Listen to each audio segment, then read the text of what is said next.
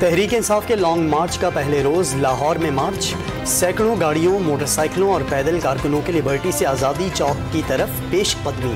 بچے اور خواتین کی بڑی تعداد بھی مارچ میں شریک۔ قافلہ آزادی چوک پر ہی رک جائے گا۔ صبح شاہدرہ سے کاموکی، گجرانوالہ اور پیر کو سیالکوٹ تک جائے گا۔ منگل کو گجرات، لالا موسیٰ، کھاریاں اور جہلم تک مارچ ہوگا۔ بدھ کو راولپنڈی تک کے سفر کا پلان۔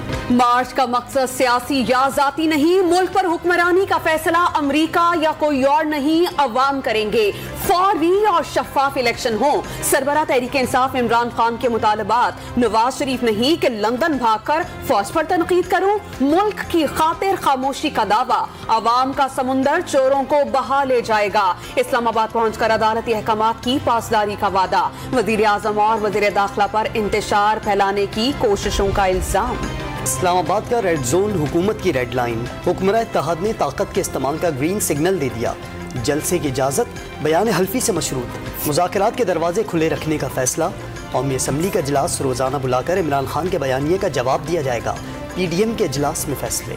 اسلام آباد پر چڑھائی کرنے والے جتھے کا ایسا حال کریں گے کہ آئندہ احتجاج کا سوچیں گے بھی نہیں۔ وفاقی وزیر داخلہ رانا ثناء اللہ کی وارننگ، ضرورت پڑنے پر پنجاب میں گورنر راج کی سمری بھیجنے کا انتباہ۔ پاک فوج کی نیوز کانفرنس کا حوالہ دیتے ہوئے کہا کہ سچ کو جھوٹ کے مقابلے میں سامنے آنا چاہیے۔ لانگ مارچ کی آمد سے پہلے ہی اسلام آباد کا ریڈ زون کنٹینرز لگا کر سیل، پولیس، ایف سی اور سول انتظامیہ کا اسپورٹس کمپلیکس میں flag march.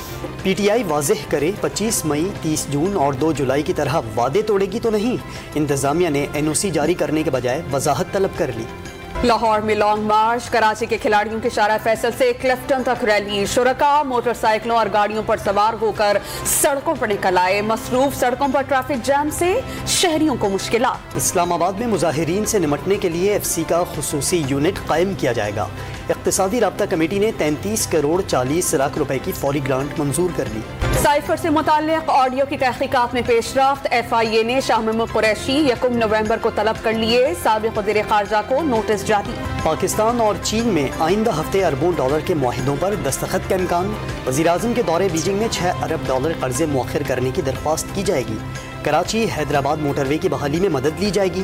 Gwadar oil refinery کے لیے سہ فریقی فریم ورک معاہدہ بھی ہونے کی توقع۔ صحافی ارشد شریف کے قتل کی تحقیقات کے لیے پاکستان کی انکوائری ٹیم نیروبی پہنچ گئی۔ باہمی قانونی معاونت کا معاہدہ نہ ہونے کے باوجود کینیا پاکستان سے تعاون کرے گا، ترجمان دفتر خارجہ کی تصدیق۔ سینئر صحافی کے قتل پر دکھ کا اظہار۔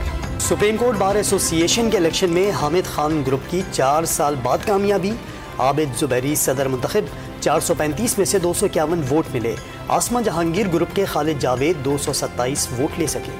چیف الیکشن کمشنر اور ان کے اہل خانہ کو دھمکیاں دینے والا بیرون ملک فرار ہونے میں ناکام۔ ملزم محبوب بھیس بدل کر اسلام آباد ایئرپورٹ پر پہنچا، انٹیلیجنس ادارے کی بر وقت اطلاع پر گرفتاری۔